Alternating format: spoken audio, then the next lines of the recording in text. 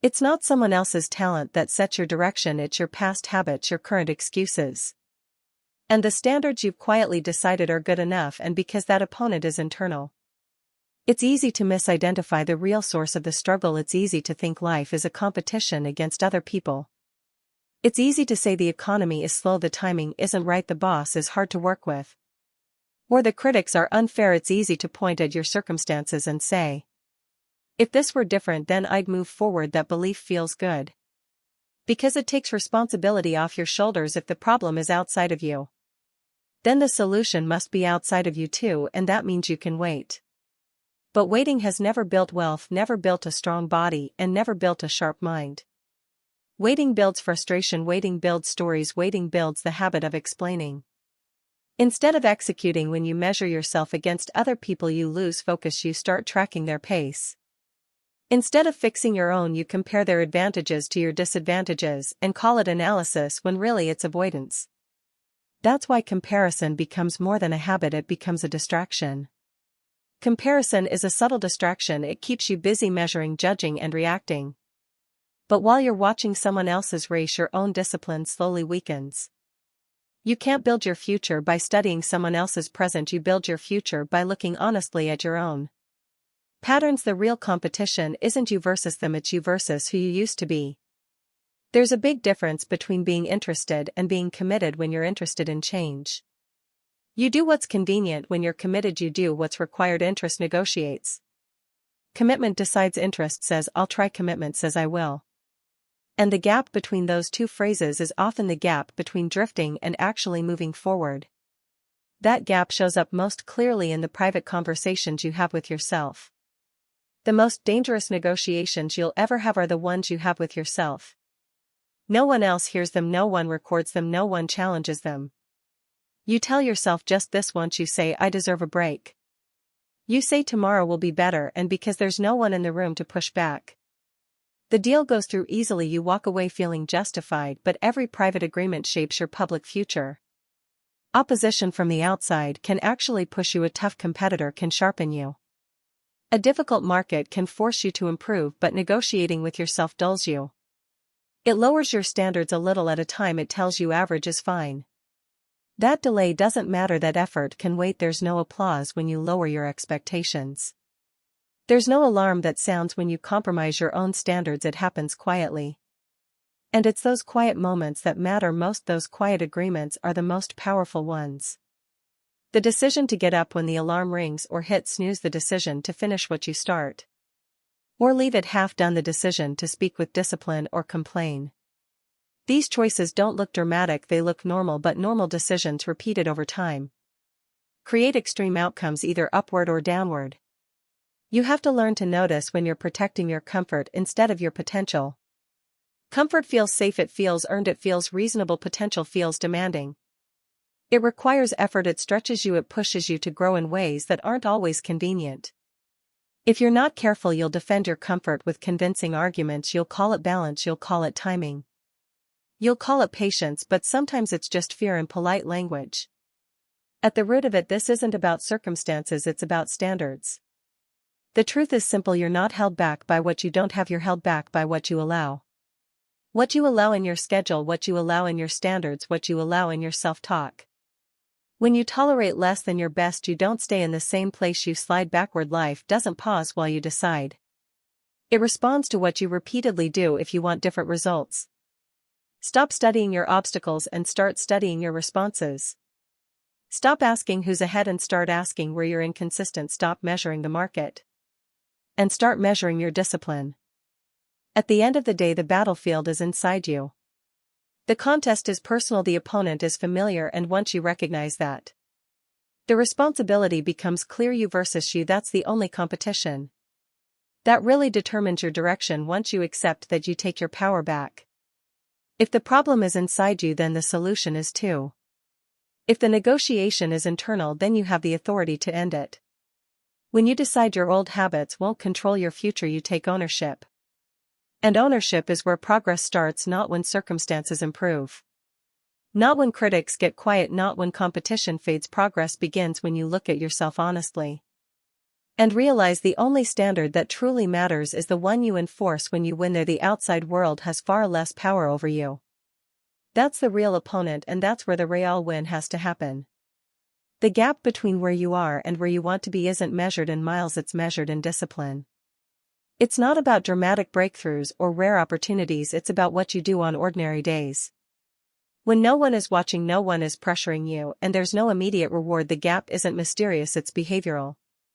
Because of that, the story we tell ourselves about success can be misleading. We like to imagine success as one big defining moment, a major deal, a big promotion, a breakthrough idea, but those moments, when they come, are just the visible result of invisible preparation. They're the harvest. The disciplines are the planting, and if the planting has been inconsistent, the harvest will show it. Without emotion and without apology, success is built in layers. It's small actions repeated long enough that they start to add up. One disciplined day won't change your life, but one disciplined day followed by another and another starts to change your direction. And direction sustained over time changes where you end up. It's rarely one intense effort that transforms someone, it's consistent effort over time. And when that consistency breaks, the cost begins to accumulate. Inconsistency is expensive. Not in one big payment, but in small losses from your potential. When you're inconsistent, you restart too often. You rebuild momentum over and over, you regain ground you already had, and while you're regaining it, someone who stayed steady keeps moving forward. The cost of inconsistency isn't always obvious right away, it shows up over the years. Making decisions based on emotion is at the center of the discipline gap. If you act based on how you feel, your behavior will change with your mood. Some mornings you feel driven, other mornings you feel tired, some days you feel confident, other days you feel doubtful. If your actions depend on emotion, your results will be unstable, and unstable effort leads to unstable outcomes. That's why principles matter more than moods. Principle-based decisions are different. A principle doesn't change just because your mood does. A principle says, this is what I do. Not just when it's convenient, not just when it's exciting, not just when people are watching, but consistently. When you live by principle, you remove the daily debate. You don't ask whether you feel like it, you act because it matches your standard. Small lapses are rarely small in impact. Skip one effort and it becomes easier to skip next. Delay one thing and delay becomes a pattern. Relax one standard and that becomes the new baseline. Identity isn't formed in big speeches, it's formed in repeated behavior. If your behavior is inconsistent, your identity will be unstable. You'll start to see yourself as someone who begins but doesn't finish, someone who intends but doesn't follow through, and once that perception takes hold, it shapes your expectations. That perception is dangerous. Once you see yourself as inconsistent, you start expecting inconsistency, and what you expect you often deliver. The discipline gap widens not because you lack ability but because you've trained yourself to accept fluctuation. You've practiced quitting, you've practiced postponing. And what you practice becomes permanent. Motivation is temporary, it comes and goes. It rises and falls, it's affected by sleep, weather, conversations, and circumstances. Standards have to be permanent, they have to live with you, they have to guide you when motivation isn't there. If you wait to feel inspired before you act, you'll act less than you intend. But if you act based on your standards, inspiration often follows the effort. In other words, action has to lead. It's easier to act your way into better feelings than to feel your way into better actions when you start working despite your mood. Clarity often comes through movement. Action builds confidence, finishing builds satisfaction. And satisfaction makes it easier to repeat the behavior. That's how discipline compounds. Through execution, not emotion. Private habits eventually show up as public results. The book you read alone becomes knowledge and conversation. The workout you finish alone becomes strength and performance. The practice you do when no one sees becomes excellence when everyone is watching. There's no shortcut around repetition, there's no substitute for steady effort. And this brings you back to the real source of the gap. If you really look at the gap between where you are and where you want to be, it usually isn't a lack of information holding you back. It's a lack of consistent application. You already know what to do, you've heard it before. The issue isn't knowledge, it's follow-through. Do you actually do what you know often enough for it to make a difference? The discipline gap shrinks when you take the drama out of progress. You stop chasing big days and start respecting small ones. You stop expecting instant change and start building steady improvement. You stop asking whether it's exciting and start asking whether it's aligned with your standards. When you close the gap one discipline day at a time, the distance begins to fade. Seen this way, progress becomes practical instead of emotional. Progress is structural. It's built like a wall, one brick at a time. You can't lay all the bricks in a single afternoon. You can't skip the foundation and expect stability. You have to place each piece intentionally. When you do, the structure rises quietly. Others might call it talent, others might call it luck, but you'll know it was discipline. In the battle of you versus you, the discipline gap is where most losses happen. Not in disasters, not in collapse, but in casual inconsistency. If you want to win, you have to treat your daily disciplines as sacred, not dramatic, not glamorous. Sacred because they decide whether you move forward or stay stuck. Close the gap. Not with emotion but with action, not with intention but with repetition. Over time, the person you're becoming will start to look like the person you once only imagined. You're not a finished product, you're a work in progress. Every single day you're becoming someone. The real question is whether that process is intentional or accidental, whether you're building your life on purpose or just drifting without thinking about it.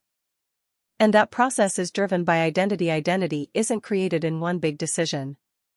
It builds up over time. It's the result of repeated evidence. Every action you take is like a vote for the kind of person you're becoming. When you keep a promise to yourself, that's evidence. When you break one, that's evidence too. Your mind keeps track quietly, and eventually it hands you a conclusion. This is who you are. Most people think identity is something they discover. In reality, it's something they show through their behavior. If you consistently act with discipline, you'll start to see yourself as disciplined. If you consistently put things off, you'll start to see yourself as someone who procrastinates. The label doesn't come first, the behavior does. Once the label sticks, it carries weight, and the words you use reinforce that weight. The way you talk about yourself strengthens that identity. When someone says, "I'm just not disciplined," they aren't describing a fixed truth, they're describing a repeated pattern. But the more often they say it, the more permanent it feels. The mind doesn't argue much with first-person statements, it absorbs them. I am starts to sound final, even if it's only based on recent behavior. The real danger isn't failing. The real danger is defining yourself by that failure. A short-term mistake turns into a long-term label.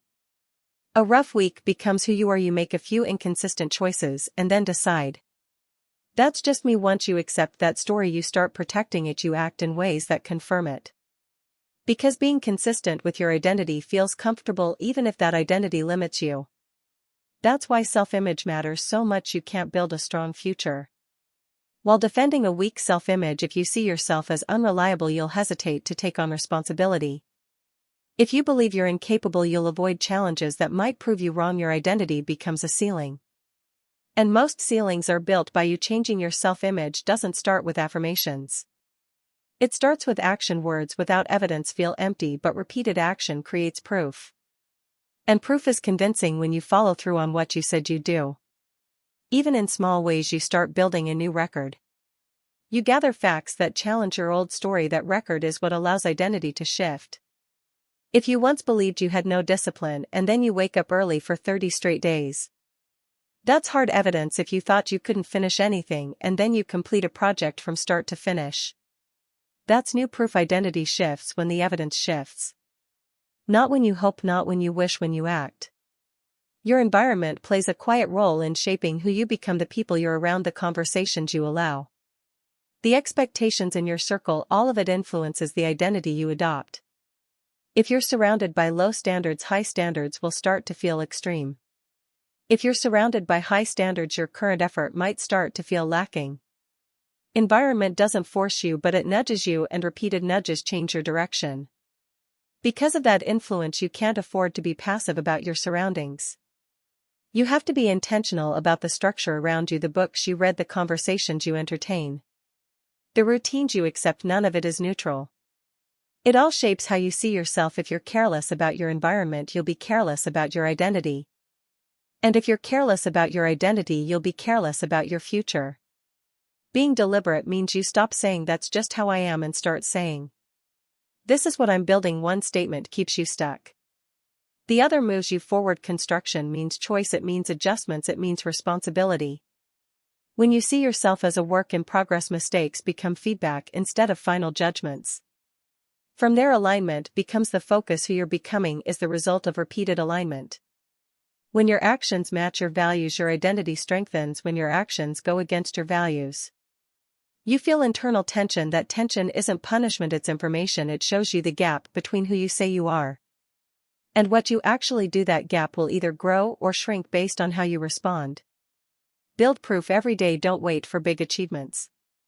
Look for small ways to reinforce the identity you want. Keep your word in minor things. Show up when you say you will. Finish what you start. Speak intentionally. Each small action is another brick in your self-image. Over time, that accumulation changes everything. Over time, the evidence builds, the story changes. You don't have to convince yourself you're capable anymore. You have memory, you have results, you have proof. And when that old internal voice tries to drag you back to the previous label, you can answer it with facts. You are always becoming someone. That process never pauses. It doesn't wait for clarity, it responds to repetition. If you repeat avoidance, you become avoidant. If you repeat discipline, you become disciplined. If you repeat courage, you become courageous. The construction never stops.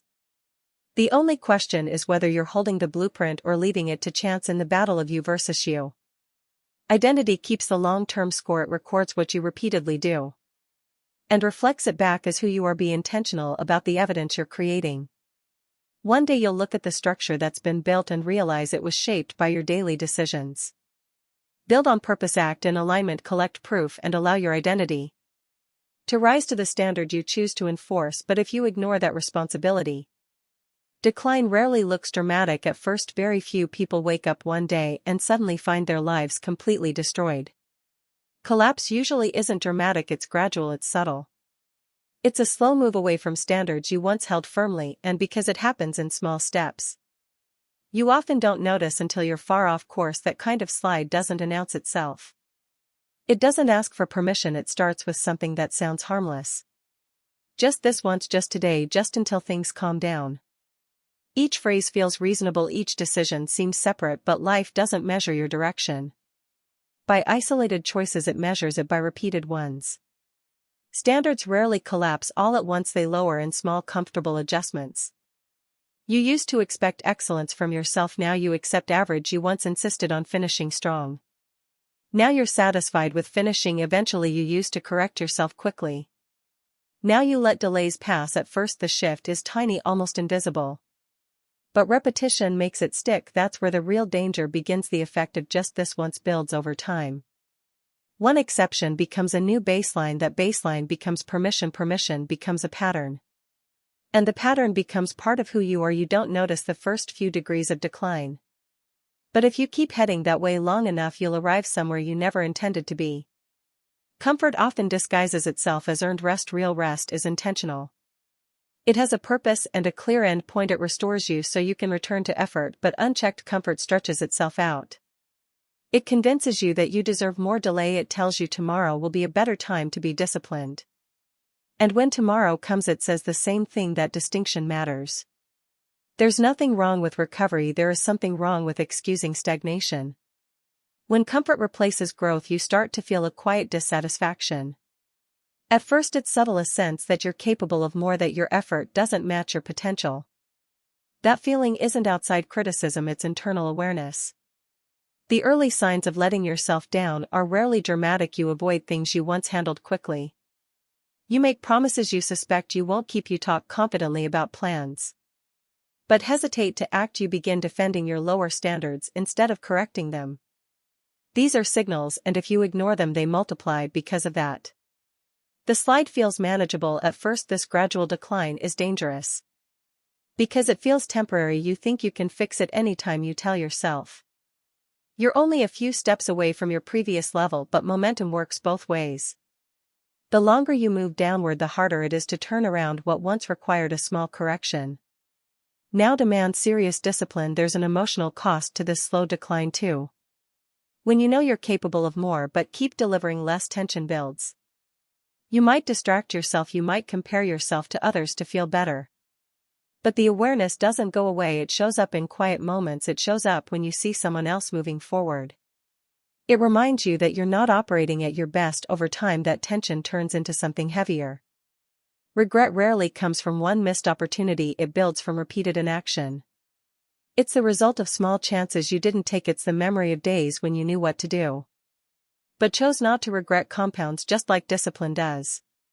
The longer you postpone correction, the heavier it becomes. It's much easier to correct your direction early than to rebuild after years of slow decline. A small adjustment now prevents a major overhaul later. If you notice your standards slipping, don't defend it, don't justify it, fix it, raise the bar again. Recommit to what you once expected from yourself, otherwise what feels temporary becomes permanent. If you leave this gradual lowering of standards unchecked, it becomes your direction. What starts as a temporary compromise turns into your routine. And routines shape average results if you want exceptional outcomes. You can't allow slow erosion, you have to watch your habits honestly. You have to confront yourself without excuses. The battle of you versus you is often decided in these quiet moments, not in dramatic failure, but in what you repeatedly tolerate. If you accept small lapses again and again, you train yourself to settle for mediocrity. If you correct small lapses quickly, you train yourself to stay strong. That's why timing matters. There's urgency in small corrections. Not panic but seriousness. Every day reinforces a direction. You're either tightening your standards or loosening them. You're either strengthening discipline or weakening it. Neutral doesn't last long, even slow movement takes you somewhere. Look clearly at your current path. If you continue exactly as you are, where will it lead? The answer isn't hidden. It's revealed in what you repeat. If you don't like that direction, change it now. Don't wait for a crisis to force discipline on you.